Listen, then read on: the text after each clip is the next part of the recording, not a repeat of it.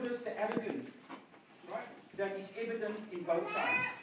And I think people have to acknowledge that it exists and they need to overcome that. Now, the book is also, it's about 76, but it's also written at this moment. So I want to make, in my kind of concluding remarks, a few points in relation to this. First of all, in my mind, there's no doubt that what has been labeled, what was constituted as the Peace Must Fall movement, in fact originated as the Rhodes Must Fall movement, has undoubtedly been one of the most important and defining struggles of the democratic era. It has challenged many norms. It has challenged the underlying neoliberal project of tertiary education. I think one of its main victories has been the insourcing of workers, and it's put on the agenda in its critique of the neoliberal project of the tertiary education sector. It has put on the agenda what does it mean to have a decolonized public African university. Very importantly, in my view, it has foregrounded more than any other student movement until this point in time, the questions of gender, sexuality, and the critical questions around LGBTI politics. But in every movement, right, where you have these radical impulses, you often have, lurking in the shadows, problematic politics.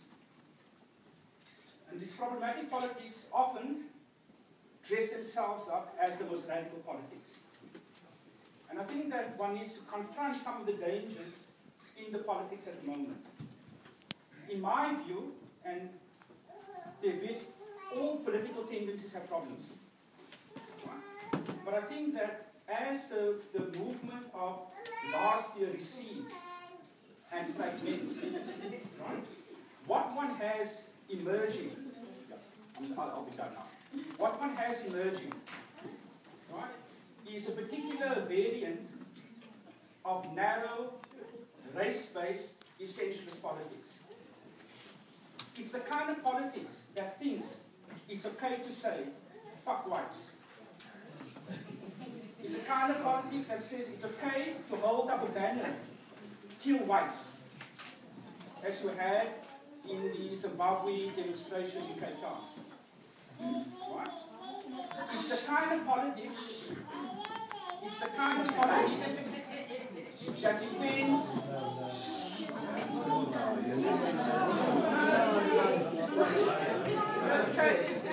we are happy to be conscious of children in the meeting, so let's mention meetings. Yeah. She's sister. Let's decide what you want to do.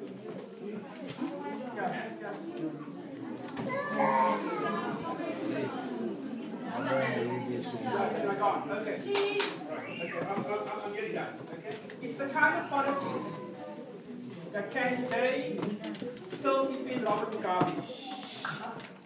Right?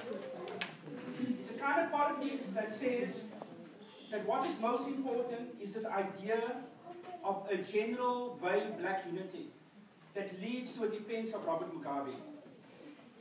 In my view, and at Wits University, right, because we're having this dialogue, at Wits University, right, those comrades, and for now I'll use that term comrades, although I reserve my right not to use the term comrades in relation to them, right? And those comrades attached to Black First, Land First, in their recklessness, almost destroyed the workers' movement. Right? Now, my second last point, right, is I take my cue from the Black Panther Party in relation to these matters. So Bobby Seale, in his, what is probably the best book on the Black Panther Party, called Seize the Curve, had this to say. It said, cultural nationalists and Black Panthers are in conflict in many areas.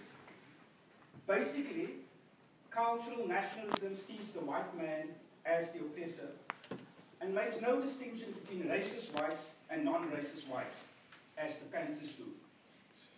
The cultural nationalists say that the black man cannot be the enemy of the black people, while the Black Panthers believe that the black capitalists are exploiters and oppressors.